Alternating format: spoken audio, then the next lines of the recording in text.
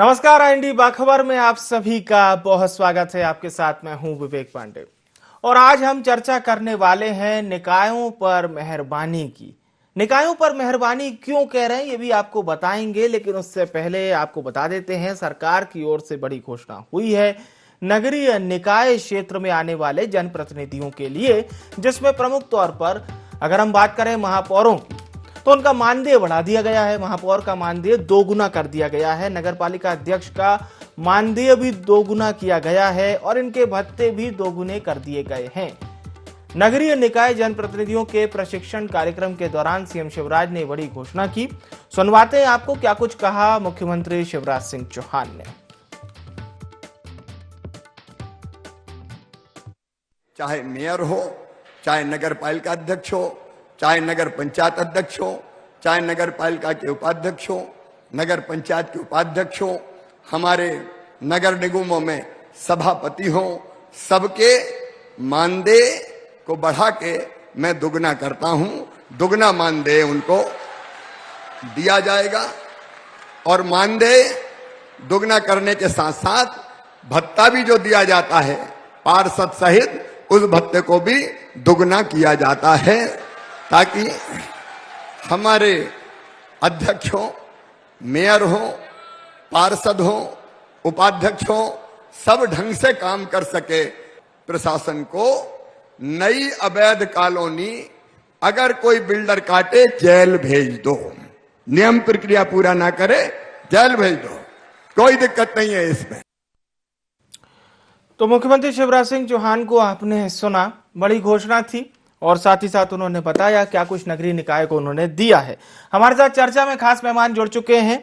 कमल राठी जी हमारे साथ जुड़ चुके हैं, सामाजिक कार्यकर्ता हैं। डॉक्टर राहुल रंजन जी हमारे साथ जुड़ चुके हैं, वरिष्ठ पत्रकार हैं। आशीष दुबे जी हमारे साथ जुड़ चुके हैं, वरिष्ठ पत्रकार हैं। सभी मेहमानों का बहुत स्वागत है। चर्चा की शुरुआत आशीष जी आपसे।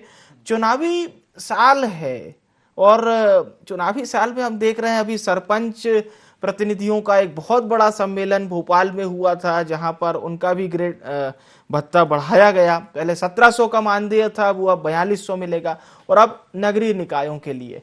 तो क्या माना जाए, ये चुनाव से पहले सबको साधने की तैयारी है या फिर एक हम कह सकते हैं कि ठीक है भत्ता बढ़ाना था सो बढ़ा दिया समय अनुसार? भत्ता तो बढ़ाना ही था, इसलिए भी क्योंकि वो एक संशोधन विधेयक है, उसके तहत इसको लाकर ये, और हर बार जो है 5 साल बाद जो नई दरें होती हैं या वैसे भी जो उसका बहुत कम मानदेय रहा है नगरीय निकायों में, तो उसको बढ़ाने का। लेकिन महत्वपूर्ण चीज ये है इसकी टाइमिंग। इसकी टाइमिंग ये है कि चुनाव होने वाले हैं और नगरीय निकाय चुनाव में भाजपा को झटका लगा है। इस चुनाव में उसके हाथ से बड़े निगम चले गए हैं, कई जगहों पर उसकी सत्ता हिल गई है। तो वो जो सारी चीजें हैं ये भी नजरअंदाज नहीं की जा सकती। तो अगर मानदेय बढ़ाया गया है तो ठीक है, अच्छी बात है, बढ़ाना भी चाहिए ताकि लोग ठीक ठाक काम कर सके, सुविधाजनक। बड़े शहरों में तो कम मानदेय में दिक्कत भी होती है लोगों को। तो हालांकि फिर भी इतना नहीं बढ़ा है कि हम ये सोच लें कि किसी गलत प्रैक्टिस के शिकार नहीं होंगे ये लोग। लेकिन ये एक ऑनगोइंग प्रोसेस है और मुख्यमंत्री अगर इतना बड़ा सम्मेलन बुला रहे हैं तो लाजमी है कि कोई घोषणा तो उनको करनी होगी, क्योंकि सिर्फ विनम्र रहने और कागजों पर को देख पढ़ के साइन करने भर की नसीहत से काम चलता नहीं है। तो वहां पर क्या है, हिदायतों के साथ इनायतें भी जरूरी थी। तो ये उन्होंने वहां पे किया है, अच्छा किया है। लेकिन सवाल ये है कि नगरीय निकाय चुनाव में, एक चुनाव के बाद और अभी विधानसभा चुनाव के पहले का जो ये जो एक गैप है, बीजेपी जो सत्तारूढ़ बीजेपी है और सरकार है, वो उसको इस पूरे माहौल को ठीक करने की कोशिश कर रही है, जो उसको एक पुराना एक खराब अनुभव नगरीय निकाय चुनाव में हुआ। तो गांव के सरपंचों को अभी इनायतें बांटी गई हैं क्योंकि पंचायत चुनाव हुए थे, अब नगरीय निकाय चुनाव हुए। तो ये सब एक सरकार का और पार्टी का जब काम होता है तो उसमें एक चुनावी गणित भी साथ साथ चलते हैं। तो ये उस तरह की चीजें हैं। और लेकिन इससे ये अपेक्षा की जानी चाहिए कि सरकार की तरफ से निकायों को जो सुविधाएं मिलती हैं, जो चीजें सरकार के हिस्से की होती हैं, बजट होता है, ये अच्छे से मिले और वो जो नगरीय निकाय के जो प्रतिनिधियां हैं उनमें दलगत भेदभाव ना हो और सारे निगमों को समान दृष्टि से सरकार देखे ताकि विकास का पहिया सही चले। विकास का पहिया बिल्कुल सही चलना चाहिए। राठी साहब, आपको लगता है कि महापौर और नगर पालिका अध्यक्ष का यह मानदेय तो दोगुना कर दिया तो ठीक है, जनप्रतिनिधियों के लिए तो बहुत कुछ दे दिया, पर जनता का फॉर्मूला क्या अभी थोड़ा सा खाली नजर आ रहा है? क्योंकि भोपाल को अगर हम नगरीय निकाय पर तौलते हैं तो चुनाव तो हो गए सर, लेकिन सड़कें आज भी वही पुरानी दशा वाली ही स्थिति में दिखाई दे रही है। कुछ मेन रोड अगर हम छोड़ दें, वो अपवाद शामिल हो जाएंगी हमारी बातों में, लेकिन बाकी जगह पर स्थिति तो बड़ी खराब है।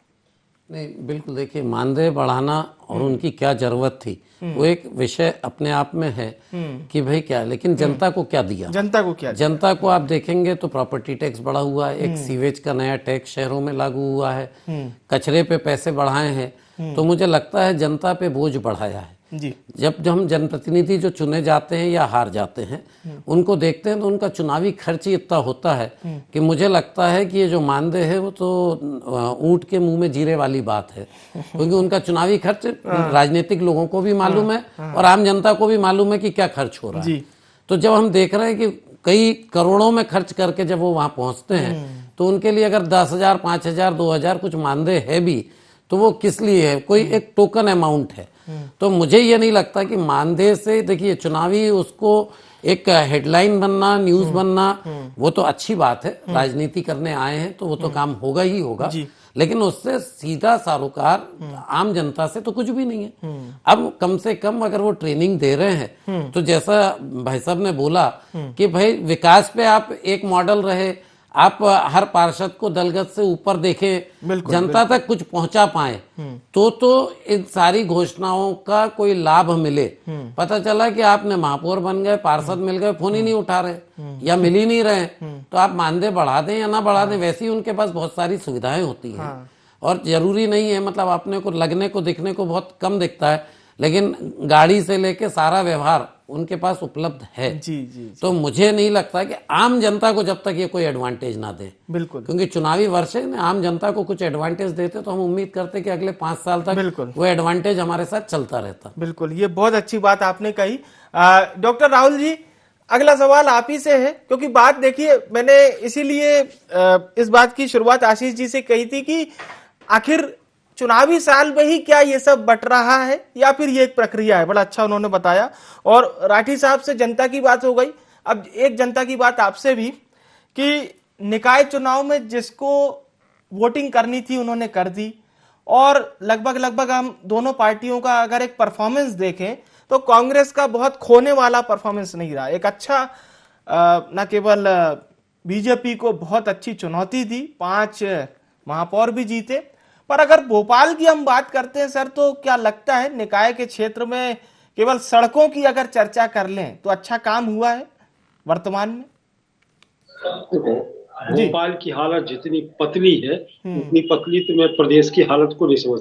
जब राजधानी जहां है, राजधानी की किसी भी सड़क को देख लो आप, बिल्कुल एक सड़क पर मुख्यमंत्री जी ने इंगित किया था जब अपना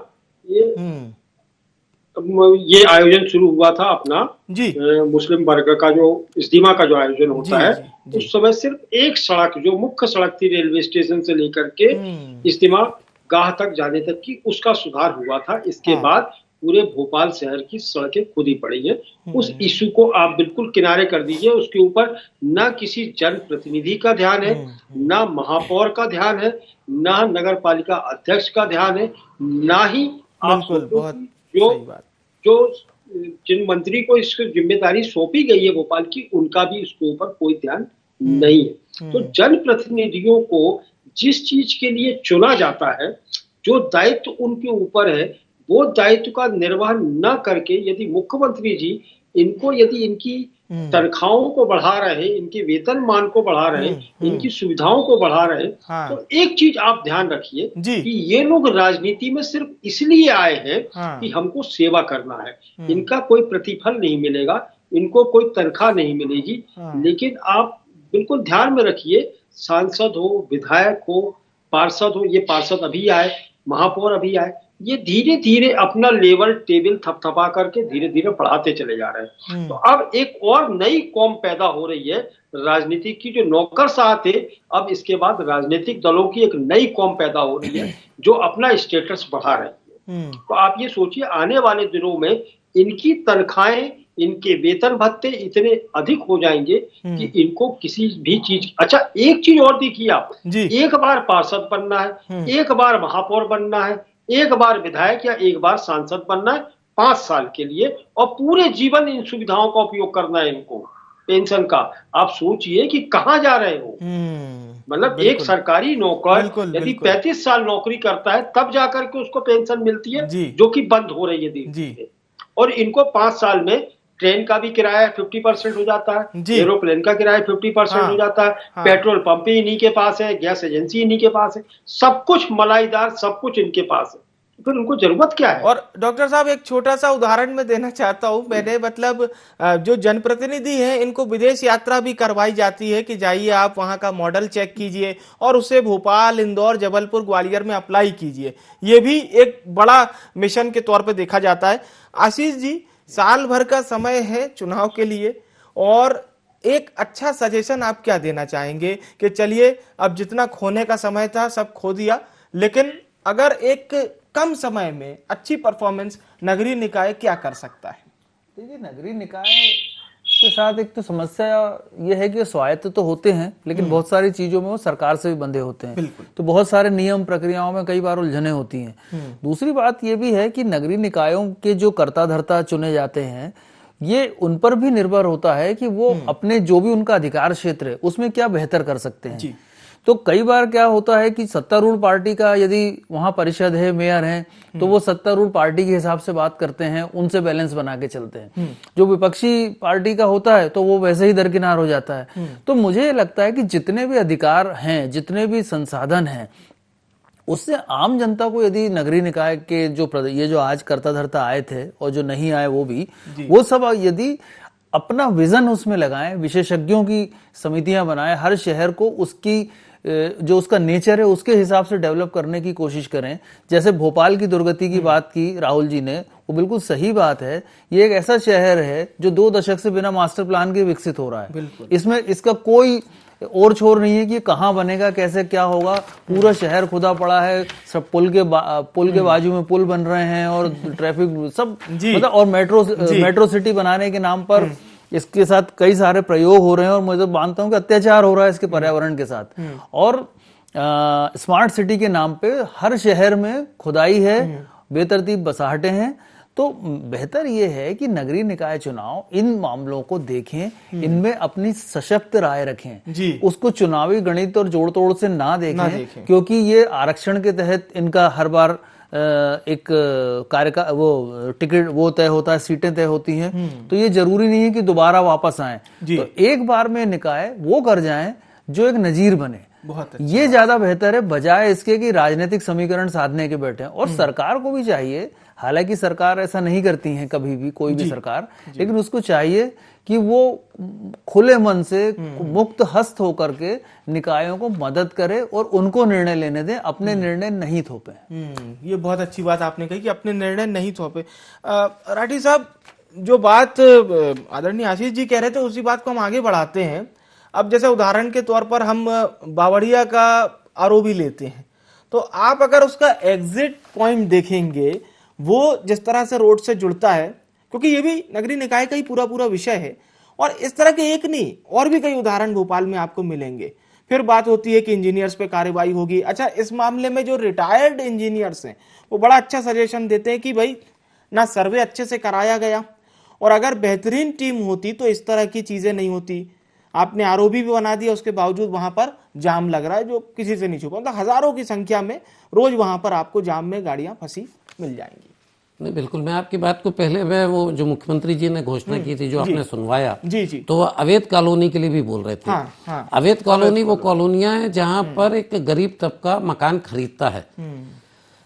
तो हम ये देखते हैं कि अवैध कॉलोनी के लिए जो कानून है, भाई रजिस्ट्रार को रजिस्ट्री रोकना चाहिए, लेकिन सरकार के अन्य विभाग, नगर निगम रोकने जाएगी, रजिस्ट्रार रजिस्ट्री नहीं रोक रहा, राजस्व उसमें डायवर्शन कर दे रहा है, तो अवैध कॉलोनी रुक ही नहीं सकती। तो आप अवैध कॉलोनी की रोकने की घोषणा कर रहे हो, लेकिन रोक नहीं पाओगे क्योंकि एक समन्वय विभागों के बीच में नहीं है। राजस्व वाले कहते हैं भाई हमारा इनकम हो रही है, रजिस्ट्रार वाले कहते हैं साहब हमारी इनकम हो रही है, हम क्यों रोके। वैसे ही जो आपने आरओबी में कहा, जैसे ही अफसर रिटायर होता है वो सरकार के खिलाफ बोलने लगता है, जब तक कि उसको मलाईदार पद नहीं। भाई जब वो था तो उसने सर्वे क्यों नहीं किया। और जो आपने बावड़िया ब्रिज का एग्जांपल दिया, और भी फ्लाईओवर की हम बात करें तो बावड़िया का ब्रिज बनना था किसी और जगह, वो बन किसी और जगह गया, तो आपको ये दिक्कतें दिखेंगी। एक नया जो ब्रिज अभी गणेश मंदिर से आपका चालू हुआ है, उसमें आप देखिएगा भविष्य में ट्रैफिक ही नहीं चढ़ेगा, क्योंकि उस ब्रिज से हबीबगंज स्टेशन की फीड करने का कोई रास्ता ही नहीं है। रास्ता नहीं। तो हम ये सब चीजें जब देख रहे हैं, तो रिटायर होने के बाद हर अधिकारी को मैंने देखा कि वो टेबल के उधर आते से अलग बात करता है, लेकिन सच बोलने लगते हैं। हाँ नहीं, सच भी नहीं बोलते सर। कभी आप डिस्कस करेंगे तो वो भी कहीं ना कहीं फिर थोड़ी देर बाद हट जाएंगे। भाई बोलने की बात अभी आप बोलेंगे, टीवी पे बोलना है तो नहीं बोलेंगे। तो हमने ये देखा है जी कि सरकारों, फिर जो आपने कहा मानदेय बढ़ गया, सब बढ़ गया, लेकिन पार्षदों के जो छोटे बजट हैं, वह पार्षद अपने कार्यकर्ता के लिए या अपने वोटर के लिए चुन चुन के कुछ घरों पे पेविंग लगवा देगा, कहीं कुछ थोड़ी और योजनाएं कर देगा, उससे भी बेहतर की विकास होता है। तो मुझे ऐसा कहना है कि जो विकास हो उसका एक मॉडल हो कि पार्षद का पूरे एरिया को 5 साल में आप डिवाइड कर दें कि भैया पहले साल इस सड़कों में हो जाएगा, दूसरे साल उस सड़क में हो जाएगा, 5 साल में पूरा इलाका कंप्लीट हो जाएगा। आप पहले इधर कर देते हो, पता चला 2 साल बाद डिजाइन बदल गई, उसका प्रभाव, उसने पार्षद से रिक्वेस्ट किया, अब वो पेविंग निकल गए, नए लग गए। 10 नंबर मार्केट पे देखिए आप, भाई फर्स्ट आने का इनाम मिला, तो पहले वहां पेविंग लगे थे, पेविंग हट के गिट्टी हुई तो फिर गिट्टी हटी, अब फिर पेविंग लग रहे हैं। तो मुझे यही समझ में नहीं आया कि घड़ी घड़ी एक ही काम 4 बार क्यों हो रहा है। ऐसे हमारे इतरी में एक बगीचा है, उसमें हमने देखा कि 4 बार उसके पेविंग बदल गए। तो मेरे को ये देखने में आ रहा है कि आप काम को सुनियोजित ढंग से प्लानिंग के तहत नहीं कर रहे हैं। आप छोटे छोटे काम करते हैं, फिर वो काम खराब होते हैं, फिर आप उसको तोड़ के नया करते हैं। तो पैसा पता चला कि वही 1 लाख रुपए 10 बार जा रहे हैं, जबकि उस 1 लाख से हो सकता है 10 काम हो जाए। बिल्कुल बिल्कुल। तो ये चीजों पे भी अगर ध्यान दे और बजट को उसी ढंग से प्लान करवा दे। भाई नगर निगम के पास इंजीनियर है, सारी व्यवस्था है, अगर वो प्लान करके कर दें तो मुझे लगता है बहुत अच्छा काम हो सकता है। बहुत अच्छा काम हो सकता है। डॉक्टर राहुल जी, इसी बात को आगे बढ़ाते हैं, क्योंकि राठी साहब ने तो बहुत अच्छा क्लियर बता दिया और उस ब्रिज की बात कर दी, उस फ्लाईओवर की बात कर दी, जिसकी चर्चा अभी भोपाल में तो लगभग सभी लोग कर रहे हैं। भोपाल एक राजधानी भी है सर, अन्य जिलों से लोग आते हैं यहाँ पर, और जाहिर सी बात है जब वो छोटे जिलों से आते होंगे, शाहजहांपुर से कोई आ गया, कोई सोनकच्छ से आ गया, कोई देवास से आ गया, तो वो भोपाल को एक राजधानी के स्तर पर देखता होगा। लेकिन यहाँ पर भी अगर वही हाल है, पेड़ कट रहे हैं, वही धूल उड़ रही है, तो फिर उसके मन पर भी आता होगा कि नहीं भाई हमारा ही शहर ठीक है, छोटा हुए तो क्या हुआ, लेकिन भोपाल जैसा तो नहीं है। तो ये भी थोड़ा सा एक परिभाषा चेंज हो रही है कुछ सालों में, या हम अभी विकास से जूझ रहे हैं, कुछ समय बाद स्थिति पूरी तरह से क्लियर हो जाएगी। देखिए, विकास की बात दूसरी है, जो धरातल पे जो हो रहा है उस विकास को आप छोड़ दीजिए। जी, ये है कि पार्षद, महापौर, नगर पालिका अध्यक्ष, इन लोगों का विकास किस स्तर पे हो रहा है। नगर पालिकाओं का या भोपाल नगर निगम का जो स्थापना व्यय है वो बढ़ाने में सबसे बड़ा योगदान जो है वो पार्षद और महापौर का है। आप यदि पूरा आंकड़ा उठा करके देखेंगे तो आज भोपाल में किसी भी कोई मंत्री हो, कोई विधायक हो, कोई पार्षद हो, सबके पास नगर निगम के एम्प्लॉय ही काम कर रहे हैं। ये दिहाड़ी मजदूर है, ये इनकी तनख्वाहें नगर निगम से जाती है, लेकिन ये लोग काम कर रहे हैं। इनको भरा किसने? पार्षद ने भरा, महापौर ने भरा। आज क्षमताएं इतनी हैं कि जितने पद नहीं थे उससे 10 गुना क्या, कम से कम 50 गुना ज्यादा हर मध्य प्रदेश में, भोपाल ही नहीं, सारे नगर निगम, नगर पंचायत, जनपद पंचायत में सब जगह पद भरे जा चुके हैं। आपने कभी देखा इनके विज्ञापन आए? नहीं आए, लेकिन सारे पद भर गए। ये सारे के सारे पद भरे किसने? पार्षदों ने, महापौर ने, इन लोगों ने भर दिए। अब स्थिति क्या हो रही है कि जो लोग मूल रूप से जो लोग काम कर रहे थे नगर पालिका, नगर परिषद में, जो वर्षों से, 25 वर्षों से, 30 वर्षों से जो काम कर रहे थे, ना उनको प्रमोशन मिला, ना उनको तनख्वाह मिली, ना वो रेगुलर हो पाए। तो स्थिति ये हो गई, एक आक्रोश की हो गई। दूसरी चीज जो मध्य प्रदेश में चली है वो प्रतिनियुक्ति है। हर नगर निगम, हर नगर परिषद, हर नगर पंचायत प्रतिनियुक्ति के ऊपर डिपेंड है। यहाँ जो अधिकारी बैठे हुए हैं वो प्रतिनियुक्ति पे दूसरे विभागों से आए हुए और ये लोग चला रहे हैं, और ये पूरा का पूरा प्रशासन इनके हाथ में। जो मूल जिनकी सोच है, जैसे भोपाल में जिन पार्षदों की सोच है, जो अधिकारी नगर निगम में वर्षों से काम कर रहे हैं, उनको कभी जिम्मेदारी नहीं दी जाती। जिम्मेदारी उनको दी जाती है जो दूसरे विभाग से या दूसरे शहरों से नगर निगम भोपाल में आए हुए। तो ये परिपाटी जब तक समाप्त नहीं होगी, जब तक किसी भी शहर का, भोपाल ही नहीं किसी भी शहर का विकास संभव नहीं है। और ये चीज, दूसरी चीज ये है कि आप जिन कर्मचारियों को भर रहे हो, ये बोझ किसके ऊपर जा रहा है? जनता के ऊपर ही बोझ जा रहा है, इसलिए विकास नहीं हो रहा। आज स्थापना व्यय सारी नगर पंचायतों का, नगर निगम का, जनपद पंचायतों का इतना हो चुका है कि वो खुद वहन नहीं कर पा रहे, विकास क्या करेंगे? ये बड़ी अच्छी और आप ध्यान ले गए। आशीष जी, आपकी संक्षिप्त प्रतिक्रिया। जी देखिए, ये बात तो सारी सही है। मैं आज ये सोच रहा था कि जो इनायतें बरसाई गई हैं इन लोगों पर, तो थोड़ी सी ये टैक्सेशन को लेकर भी सरकार की तरफ से कोई नसीहत या कोई फार्मूला दे दिया जाता, क्योंकि कई बार अभी शहरों में हम वो सारे टैक्स भी देते हैं जिनकी जो सुविधा हम उपयोग ही नहीं करते हैं। इतने सारे टैक्स लगे होते हैं, जैसे बिजली का बिल होता है बड़ा कंफ्यूजिंग, वैसा ये होता है नगर निगम का जो टैक्स आता है। तो कई बार जो है बहुत चीजें हैं जो सुविधाएं नहीं हो रही हैं उसका, तो ये सारी सुविधा देनी चाहिए। और दूसरी बात यह है, ये सारी जो नगरीय निकाय का जो एक्सरसाइज की जा रही है, इसमें देखिए कि अभी इस तरह के और भी कुछ सम्मेलन प्रस्तावित हैं। भाजपा की जो बैठक हुई है कटनी में, उसमें बात आई है कि और भी जगहों पे नगरीय निकाय के सम्मेलन किए जाएंगे। तो शहरों को साधने का ये पूरा एक चुनावी मैकेनिज्म भी है, और इसके जरिए विकास का भी खाका खींचा जाने की कोशिश है। लेकिन वो विकास ऐसा होगा कि जैसा मुझे वैसे भी आशंका है कि जो नगर निगम भाजपा समर्थित हैं उनको ज्यादा प्रतिशत मिल सकता है, और हो सकता है कि कहीं और भी जो लड़ाकू किस्म के या कोई अच्छे रचनात्मक जो निगम होंगे वो अपना हिस्सा ले लेंगे। लेकिन ये पूरा जो गणित है, इसमें इसको सियासत से अलग नहीं रखा जा सकेगा, क्योंकि ये इसकी टाइमिंग सबसे महत्वपूर्ण है। तो महत्वपूर्ण ये है कि आज जो कुछ हुआ उसमें जो है एक परस्पर समन्वय और सारी चीजें अगर समाहित होंगी तो ही शहरवासियों को कुछ मिल पाएगा। ये अहम बात है। राठी साहब, मुझे लगता है कि 1 साल का ही जो समय बचा है उसमें बहुत, अगर आप विकास के कार्य की घोषणा भी कर देंगे तो वो घोषणा मात्र रह जाएंगे, क्योंकि धरती पे, धरातल पे वो काम उतरना इतना आसान साल भर का नहीं है। तो उसकी जगह जो 4 साल से काम चल रहे थे उनकी समीक्षा करें, और उन कामों को अगर कंप्लीट करा दें तो पब्लिक को ज्यादा फायदा होगा। बिल्कुल, बहुत बहुत अच्छी बात आपने भी बोली। डॉक्टर राहुल रंजन जी, आपकी प्रतिक्रिया, फिर इस कार्यक्रम का समापन करेंगे। पहली चीज तो यह है कि आपने जो पारितोषिक दिया है या तोहफा समझ लीजिए नगर निगमों को, जनपद पंचायतों को, ये ठीक है, अच्छी बात है।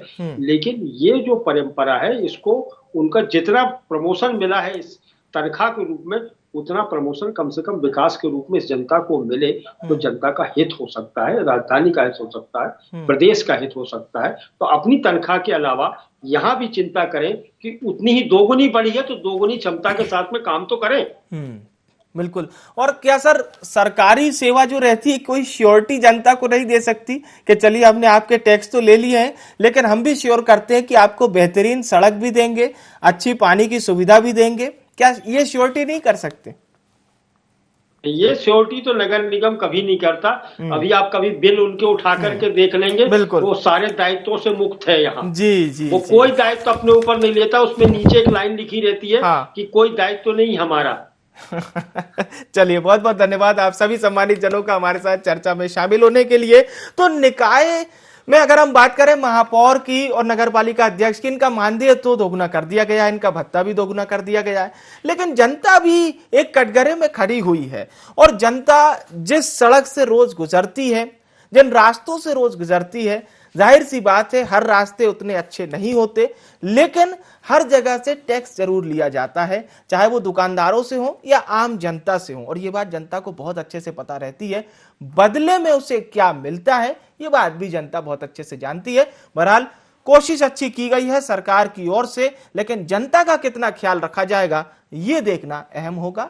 बाखबर में इतना ही। मुझे यानी विवेक को दीजिए इजाजत। नमस्कार।